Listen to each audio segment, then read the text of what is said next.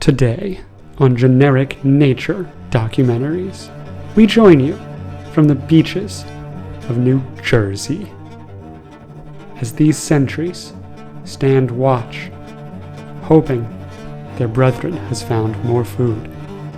The hunter, waiting for the right moment to strike, his completely immobile prey, the lowly shell, at mercy of just the waves. Without so much more than a lean of the beak, our shell is attacked, and our scavenger has a new meal. Or does he?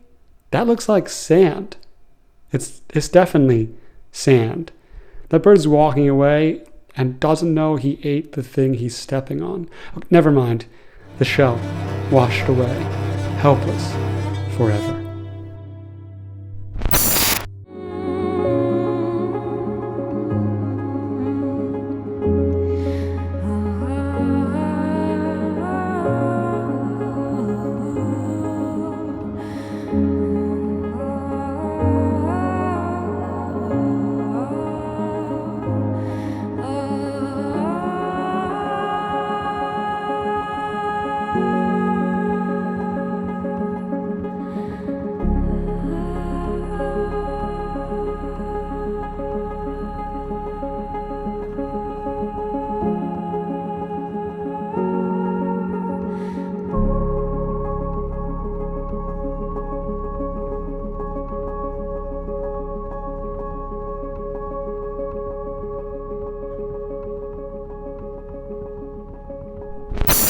Blackmagic cameras are known for their raw capabilities, affordable price point, and general workhorse ability. The latest 6K Pro with the built-in NDs.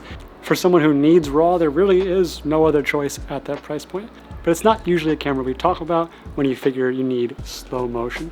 Sure, it's not a Phantom, it's not the new Raptor that can do 120 frames at 8K, but it is 1/10th the cost of that camera. So having it do 120 frames per second at 2K can still get some really good results. Even though it crops the sensor, having the RAW codec makes for such better slow motion than you get in a lot of mirrorless or prosumer cameras. The XE4, which I had for a little while, does 240 frames a second at 1080, but the codec is so bad that the information just doesn't come across and it breaks down almost worse when you see it in slow motion every frame. These tests were purely for fun, thinking what can we come up with that looks cool in slow motion, and had two little mini scenes just to show the capabilities of the camera. You know what else looks very cool in slow motion? Hitting the subscribe button and liking the video. You can just click them extra slow this time to feel like you're part of the video.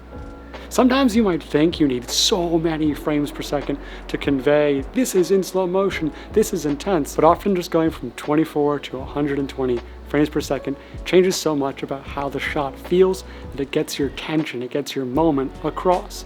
240, 480, 800, 10,000, all those frame rates would be cool to have, but they're unrealistic to think that we're quite there yet in terms of technology. So if you've been thinking about can the Blackmagic do some general slow motion work for me, I wanted to provide these examples as I didn't see a whole lot here on YouTube talking about how this camera looks at higher frame rates. You can also mess with some off-speed frame rates. 48, 96, 72, all these different frame rates give you different looks for what kind of style you're going for. Big, dramatic, diving towards camera slow motions, yeah, you're gonna want the maximum frames per second. But sometimes just going to 48 or 60 gets the job done and showing something different, changing it up. The 2K 120 works great for me when someone needs a little bit of slow motion, and the 2K cuts fine in a 4K timeline. It up-reses just fine. Your viewer will not be able to tell a significant difference. I might be able to tell a difference, but the viewer won't, and that's what's way more important. So if you wanted a taste of what the Blackmagic 6K Pro looks like in slow motion, or what the camera looks like when recording slow motion, hope this test was helpful. Thanks so much for watching. Until next time, I'm off. I thought about doing that slow motion, and it's just too corny, even for me.